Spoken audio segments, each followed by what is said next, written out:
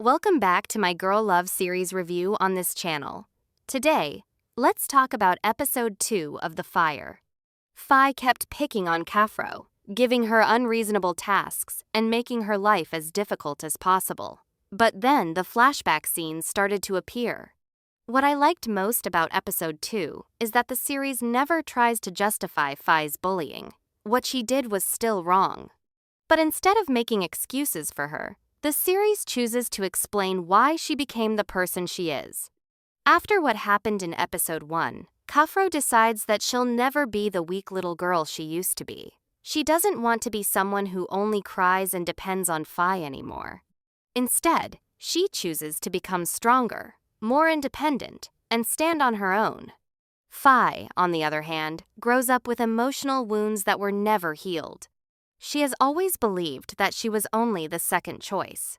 She watched her father give more attention to Kaphrao, and her aunt constantly filled her mind with the idea that she would never be as good as Kaphrao. Maybe that wasn't completely true. But when a child grows up believing they'll never be chosen, that belief eventually shapes who they become. That's exactly why I loved the family dinner scene.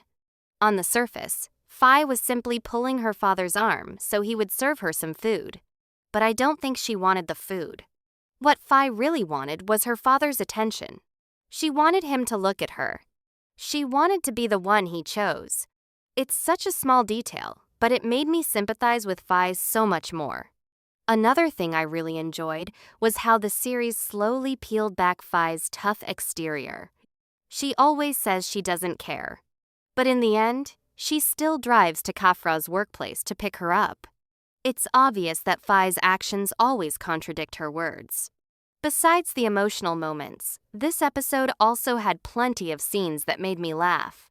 My favorite was definitely the moment Kaphrao punched Fai. It was the first time someone actually stood up to Fai instead of silently putting up with her behavior. And right after that, we got a classic girl love moment, where one of them ends up taking care of the other's injury, instantly turning the tense atmosphere into something much sweeter. Episode 2 doesn't focus on creating romantic chemistry or rushing the love story. Instead, it's taking its time to build a strong foundation for both characters, so that when they eventually fall in love, the audience will understand why they were able to change because of each other. And that's exactly what I'm most excited to see.